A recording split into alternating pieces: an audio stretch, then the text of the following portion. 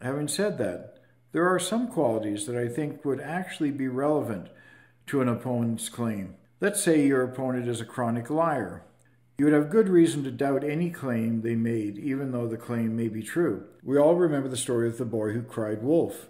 I think if someone was a chronic liar, yeah, that would be a personal characteristic that would allow you to go after them. The ad hominem in this case may be justified, but whether they're unattractive or mean or graduated from a poor school is irrelevant to their argument. Just as there can be negative attacks or insults against someone that aren't ad hominem arguments, just as there can be negative attacks or insults against someone that aren't ad hominem arguments, there can also be valid or ad hominem arguments that are not fallacies.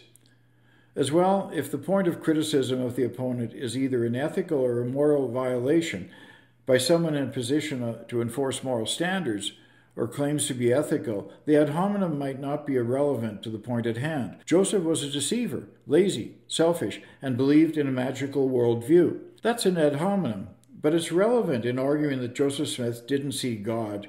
That is, he possessed the characteristics of one who might say that they saw God, but in fact never had. In other words, a liar. How do you confront the ad hominem? Well, theoretically, there's probably no reason for a comeback. If the opponent has to resort to personal attacks, it should be clear that he's got nothing to say about the argument itself. But sadly, the ad hominem attack is very effective. That's why we see it used over and over again in political life. At all costs, though, you should not resort to use your own ad hominems, thereby stooping to your opponent's level. The best you can do is to stay calm and point out the irrelevance of his or her ad hominem attack. If you go to the Fair Mormons site, or whatever they call themselves now, you won't find any discussion or justification of the myriad ad hominems committed by past and present church leaders, and I've given you quite a few. Rather, you'll find a list of ad hominems that they've been able to find offered by apostates and anti-Mormons, as they describe them. This provides us with a perfect segue into our second fallacy, tu quoque.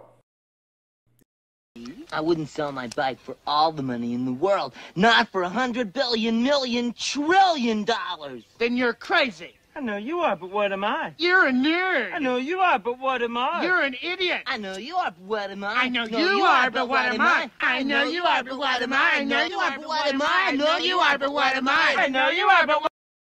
Tu quoque. It's claiming that an argument is flawed by pointing out that the one making the argument is not acting consistently with the claims of the argument. It actually doesn't matter to the truth of the argument if the person making the argument follows his own advice. Again, like all ad hominem arguments, this is simply irrelevant. In the following example, just because the father smokes, it doesn't absolve the son from acting unwisely. The example is, you tell me not to smoke, Dad, but you smoke like a chimney. The logical form is, person A is claiming that Y is true, but person A is acting as if Y were not true, therefore Y must not be true. Example. Famed evangelist Ravi Zacharias engaged in sexual misconduct with female massage therapists. Therefore, it would appear that sexual misconduct is fully acceptable in the evangelical community. Joseph Smith argued strongly against sexual immorality, yet he married and bedded young girls and other men's wives. Therefore, sexual immorality is fully acceptable in Mormonism. Yes, it's true that several of our past prophets made remarks that sound racist, but have you never exhibited behavior that might make you appear to be prejudiced or bigoted? Besides, many people during that time had very similar views. Here's a couple of examples by Mormon apologists. We're accused of being a cult because we have new scripture. Oh, but wait, early Christians brought new scriptures after the time of Jesus. Or here's another one. The Church of Jesus Christ of Latter-day Saints doesn't believe the Bible to be the only and complete Word of God. But wait, neither did the early Christians. In fact, they couldn't agree on an acceptable canon. When I created my website entitled A Letter to an Apostle, I asked the question, is it not dishonest for the church to hang paintings in Mormon chapels, visitor centers, and temples across the globe, as well as reproduce pictures in church books and manuals showing a young, strong-chinned Joseph Smith studiously examining the reformed Egyptian characters on golden plates, when the truth was Smith was bent over with his hat in his lap and his head in his hat? Fair Mormon responded to my site with a rather lengthy 90,000-plus word detailed rebuttal, replete with numerous logical fallacies. In response to this one question, the response was, Fair Mormon's response was not to discuss or refute it, but to accuse me of doing the very same thing. Given that the author complains at one point in his document that church utilizes bogus pictures and hangs misleading paintings, the use of the artwork described below seems hypocritical. He has on his website the image of a Nez Perce war chief riding a tabor, intending to be a mocking reference to the popular ex-Mormon notion that apologists believe that Native Americans rode tabors. The author also uses a photograph of a wolf wearing sheep's clothing. When he talks about Joseph Smith being a false prophet, the author also uses a picture from the 1969 movie Bob and Carol and Ted and Alice, showing two couples in bed together when he discusses Joseph Smith, Emma Smith, William Law, and Jane Law. Well, guilty as charged, but what a classic example of a tu quoque. Fair Mormon makes no attempt to justify the church's use of bogus pictures. Rather, the response is, well, you do it too. In the heretofore example of the father's advice to his son on smoking, the argument was about the deleterious effects of smoking, not about the father's behavior in that regard. The father believes that smoking is unhealthy. The fact that he himself smokes does not in the least affect the truth of his claims, but I suppose, to be honest, you're on shaky ground here. A person's actions speak louder than words. Poisoning the well. The logical form is unfavorable information, be it true or false, about person A is presented. Therefore, any claims that person A makes must be false. Poisoning the well occurs when negative information that is irrelevant is presented ahead of time to discredit the argument. Poisoning the well represents a preemptive ad hominem. It's an attempt to make your claim more acceptable or discount the credibility of your opponent's claim. Sandra Tanner is an evil apostate. Be careful when you meet her. She'll tell you a pack of anti-Mormon lies. Well, I've met Sandra Tanner. I spent an afternoon with her. She's intelligent and a really sweet Christian lady. This fallacy occurs when an argument is made using illogical reasoning. Poisoning the well is a fairly common fallacy. In poisoning the well, negative and irrelevant information is presented ahead of time to discredit an argument. For example, in a political campaign, candidate A presents negative information about candidate B, so that anything that candidate B says will, at least in the minds of many people, be discounted. An example: my opponent, the honorable member from Lancaster, has donated millions of dollars to the oil industry. He has supported oil drilling in protected areas, national parks. Now he's going to come and present his energy plan. Let me remind you, he comes as a wolf in sheep's clothing. In his critique of Jeremy Runnels' CES letter, Brian Hales, a Mormon apologist but nevertheless a credible scholar on polygamy and to a lesser degree Mormon history, attempts to poison the well by suggesting to the reader that Jeremy is not qualified to teach about Mormonism because, unlike himself, he's not a priesthood holder with a testimony. Blogger Cheryl Bruno wrote a recent letter to the editor entitled Emma's Awareness, a response to Brian Hale. In Hale's response to her editorial, rather than sticking to the historical issues, which Hale called pseudo-evidence, he focuses on Cheryl. When a person like Cheryl or me places themselves in front of others as teachers of Joseph Smith's life and doctrines, our personal beliefs become an issue. Why? Because he taught, if ye receive not the Spirit, ye shall not teach. It would appear to me that Hales is attempting to jade the audience against those who disagree with him or his views about Joseph Smith. Those who won't raise Smith to sainthood are not only misguided but foolish, as Hales seems to think Runnels and Bruno are, and therefore have no right to teach anything about Smith. I think Brother Hales is attempting to poison the well. Perhaps Jeremy's writings do not meet high academic standards, but I think it's a mistake to discount the substance of everything that Jeremy has written because of this. Richard Dawkins, an evolutionary biologist and perhaps the foremost expert in his field, says that evolution is true, therefore it's true. The logical form here is, according to person A, who is an expert on issue Y is true, therefore Y is true. It's not a problem justifying a belief by appeal to authority, provided that the authority is an expert on the subject at hand. In our example, Dr. Hawkins certainly knows a great deal about evolution, and he can confidently state that it's true. But that doesn't make it true. What makes it true is the preponderance of evidence for the theory. Appeal to authority is a common type of fallacy, or an argument based on unsound logic. When writers or speakers use appeal to authority, they're claiming that something must be true because it's believed by someone who is said to be an authority on the subject says so. Let me caution you not to confuse deferring to an authority on an issue with an appeal to authority fallacy. Accepting the advice of an authority is a reliable heuristic. The appeal to authority, however, is a fallacy in argumentation. There is always a chance that any authority can be wrong. That's why the critical thinker accepts facts provisionally. It's not unreasonable, nor is it an error in reasoning, to accept information as conditional, even when it's presented by credible authorities. Of course, the reasonableness is moderated by the claim being made. How credible, relevant, and important is it? From our very birth, we're taught that obedience to legitimate authority is right and disobedience is wrong. This message comes from our parents, from our teachers. It comes from the judicial system, the military, and of course the church. We learn in the first book of the Bible, as Eve and Adam did, that obedience is required and that disobedience is not only wrong, but it will result in pain and punishment. If we flip ahead a few pages in Genesis, we read the story of Abraham, who was willing to plunge a dagger through the heart of his son Isaac because God, the ultimate authority, ordered it. Surgeons and airline pilots are perhaps at the top of our authorities list, inasmuch as they literally put our lives in their hands. Teachers, police officers, politicians, lawyers, and priests also come up fairly high on the list. That's why very few people believed that smoking was bad for you until the Surgeon General placed notices on cigarette packs. Advertisers and marketers have long understood the power of authority. It's perhaps before your time, but the actor Robert Young was hired as a pitchman for caffeine-free Sanka coffee. These Sanka coffee commercials ran in all kinds of different venues and forms, with Robert Young counseling people against the dangers of caffeine.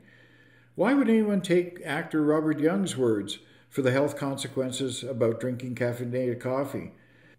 Because he was extremely well known and associated in the minds of the American public as Marcus Welby, MD, a role that he played in the long-running television series.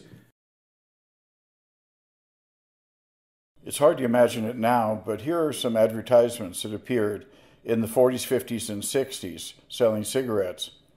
Here's Dr. Oz shilling for one of his products on television. Or Dr. Ho, a Canadian chiropractor who's made a fortune selling electronic medical devices. Mentos, in their cheeky ad, appeals to the ultimate authority. This Jesus seems to like to party. Hospital whites, army greens, priestly blacks, police blues, and other visible indicators that accompany authoritative positions, such as guns, badges, rings, and watches, and expensive cars, all play a part. Titles, too, such as professor, doctor, chairman, reverend, senator, make an instant impression upon those who hear or see them. And of course, in Mormonism, president, elder, prophet. It's interesting, in Matthew, Christ warns people against the use of titles. What is the corporate dress of the apostles? They could be taken for the board of directors at any major corporation. The Relief Society presidency, however, seems to have gotten a different memo. Brighten up. In 1962, coincidentally, at the same time that Adolf Eichmann had been sentenced to death for his role in the Holocaust, Stanley Milgram at Yale University began his groundbreaking studies in obedience. In his original baseline study, Milgram hired 40 male participants to take part in an experiment to examine the effects of authority and punishment on learning. The participants he used were formed into pairs. There were two roles that each of the participants could play. One was the teacher and the other was the learner. The selection process was rigged, however, so that the volunteers would always play the part of the teacher. The learners in every case were Milgram's accomplices. The teacher's task was to test the learner's ability to remember word pairs and, if an error was made, administer an electric shock. Each time an error was made, the teacher was instructed to increase the shock level. The learner and the teachers were seated in separate rooms and communicated through an intercom. The dial on the shocker ranged from 20 volts to 450 volts and was marked from mild shock up to dangerously severe shock. The teacher started at 20 volts and raised at 15 volts each time the learner made a mistake. Up to 75 volts there was little sound, but between 75 and 100 volts, grunts and the occasional sob could be heard. At the 150 mark, you could hear the learner yelling, "Let me out of here!" Milgram, however, told the teachers, "You can't stop now, the learner's being paid."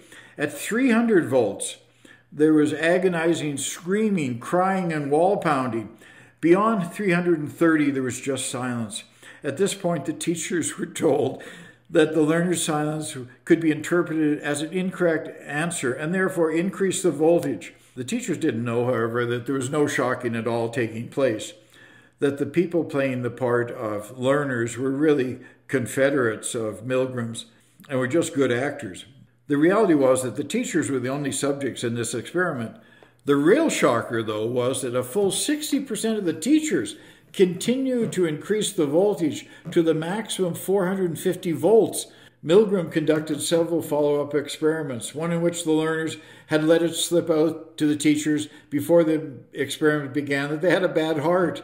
It didn't make any difference. Milgram believed that the events of the Holocaust, where millions of innocent Jews were exterminated by the Nazis, and the My Lai massacre in Vietnam in 1960, where hundreds of unarmed Vietnamese children were slaughtered by American soldiers, were closely related to the behaviors he saw in his experiments. Milgram explained it this way: people behave in one of two operating modes. Either they operate autonomously, in which they make up their own minds and form their own decisions, or they act as agents, one who acts in the place of and by the authority of the authority figure. In other words, when someone is operating in a state of agency, a real transformation takes place within that person. These results are disturbing. These data suggest that civilization, or more specifically, a democratic society, cannot be counted on to insulate its citizens from brutal and inhumane actions and behaviors ordered by a malevolent authority. Let me caution you again, however, not to confuse deferring to an authority on an issue with the appeal to authority fallacy. Accepting the advice of an authority is a reliable heuristic that we all use virtually every day. The appeal to authority fallacy, however, is fallacy in argumentation. There's always a chance that any authority figure can be wrong. That's why the critical thinker accepts facts provisionally. It's not unreasonable, nor is it an error in reasoning, to accept information as purely conditional, even when presented by credible authorities. Of course, the reasonableness is modified by the claim being made, how credible, relevant, and important it is. This statement by Eldon Tanner pretty much says it all. I think it's safe to say that there's no other religion in the world today where obedience plays such a critical and inimitable role than it does in Mormonism. The only other contender is Islam. Islam does not have the administrative structure for sanctions and punishments for non-compliance that the Mormon Church has. The Mormon Church, especially in Utah, is like an ecclesiastic North Korea. The Mormon Church has no shortage of managers in their senior ranks, but very few definitional leaders. Although deeply flawed, Joseph Smith and Brigham Young were leaders. They had energy and enthusiasm, and they had chutzpah and vision, even though their leadership style was hardly Christ-like. The leadership style that the Lord demonstrated was not about command and control, nor status and power. Christ focused on developing the hearts and character of his followers, a persona centered on a servant's heart. He didn't place himself above others. He washed the feet of his apostles and challenged them to follow his example. Those at the top of the Mormon Church today clearly accept the world's conception of leadership, that those who lead are better than those who follow. Dallin Oaks adds to the Mormon mindset as it relates to authority and obedience. Criticism is particularly objectionable when it's directed towards church authorities. It's one thing to depreciate a person who exercises corporate power or even government power. It's quite another thing to criticize or depreciate a person for the performance of an office to which he or she has been called of God. It does not matter that the criticism is true. Russell Nelson got the assist with, "Obedience is a good thing and essential to a successful mission. Obedience brings success, and exact obedience brings miracles." They achieve status because they exercise power over others, leading to rewards, honors, benefits, and preferential treatment for themselves. When a Mormon apostle enters a room, members are instructed to stand. They're very well paid and provided with lavish benefits. I doubt that the Lord would approve. He took the scribes and the Pharisees to task for this type of behavior. I remember a discussion I was involved with the stake presidents and bishops and high priests as we tried to assign seating for the rededication of the Cardston Temple in Alberta. President Hinckley was going to be officiating, and there was a great demand on the part of members to get the very limited seating. I finally suggested that we should give up our seats on the stand to accommodate the elderly and infirm, and we could watch from the tent outside with the rest of the great unwashed. Well, that went over like a lead balloon. These guys were not about to give up the opportunity to rub elbows with the great and the powerful. How do you confront? Request proof of the authority's credentials on the subject under discussion. Is the authority's expertise relevant to the topic at hand? If not, his opinions are just that, opinions, regardless of the fact that he may be a distinguished individual. If the authority figure does indeed have relevant expertise, you can still raise doubts. Does his or her opinion represent the consensus of other experts in the field? Is the expert in the minority? How is the expert viewed by his or her peers? Does the expert have a vested interest in getting people to accept his or her opinions? Perhaps he's misusing his expertise to gain a financial or other personal benefit. Finally, you can demand a second opinion. Another form of the appeal to authority is where the authority in question is not named. Because the authority is not named, it's impossible to confirm the authority as an expert. However, the fallacy is so common it deserves a special mention. This logical fallacy uses an unspecified source as evidence for a claim, commonly indicated by phrases such as, they say that, it's been said that, the experts say, scientists believe that. When someone fails to specify the source of the authority they're quoting, we can't verify the source, thus the credibility of the argument, and therefore there's no reason to accept the claim.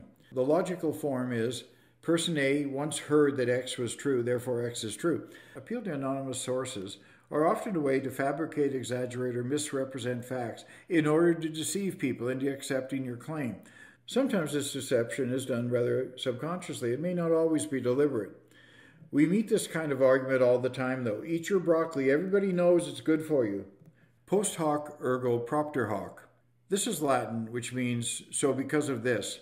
This fallacy is committed when an argument claims that because one event followed another, it's caused by or analogous to it, even though there's no evidence to support the cause and effect relationship. It's implying that because two events occur together in time, there must be a cause and effect relationship between them. That is, correlation equals cause. Examples. Buffy comes to class just as the bell rings every day. Therefore, Buffy's arrival at class causes the bell to ring. I prayed that I'd find my lost keys, and I found them behind the couch. Therefore, prayer helped me to find my keys. The logical form is A also B. Event A happened, event B happened after A, therefore A caused B.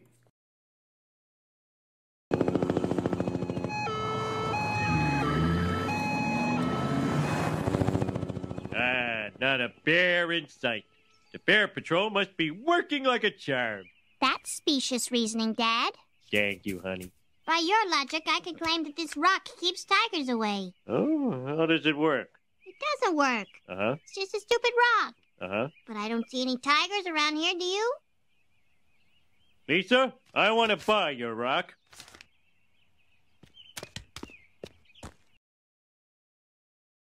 The cum hoc ergo propter hoc fallacy is similar to the post hoc ergo propter hoc fallacy.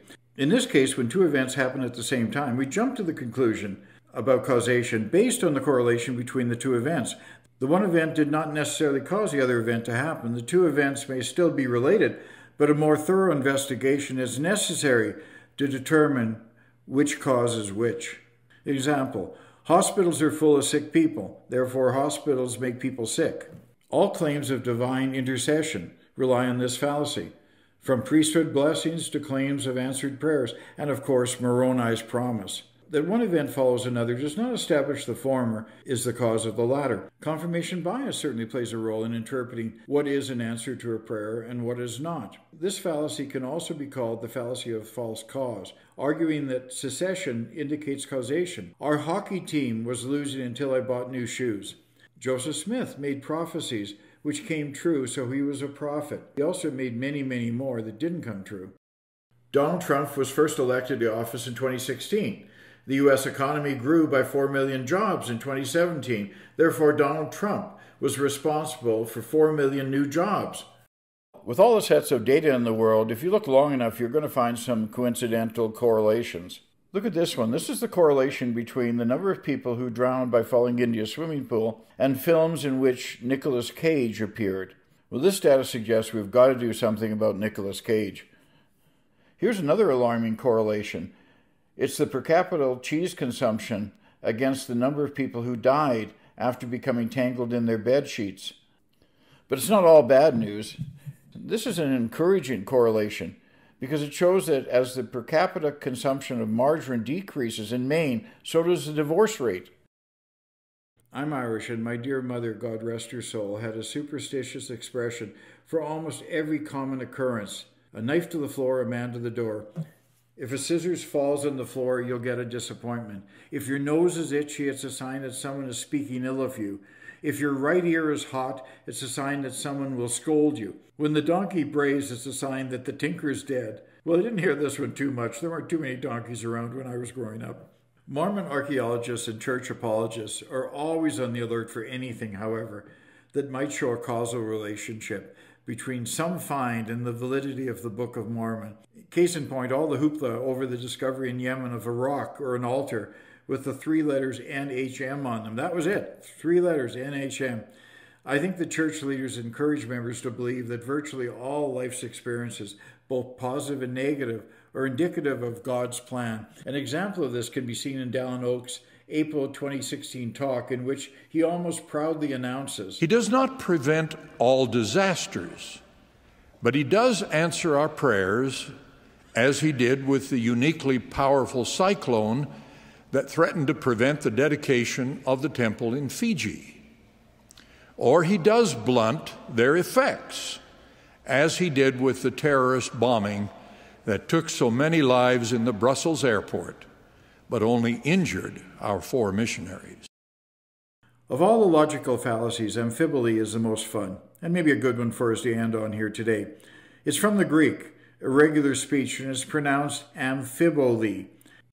Amphiboly is usually so recognizable that it's rarely used in real-life situations to make a claim seem stronger than it really is. Instead, it more often leads to humorous misunderstandings and confusions. The logical form is, claim X is made. Y is concluded based on an ambiguous understanding of X.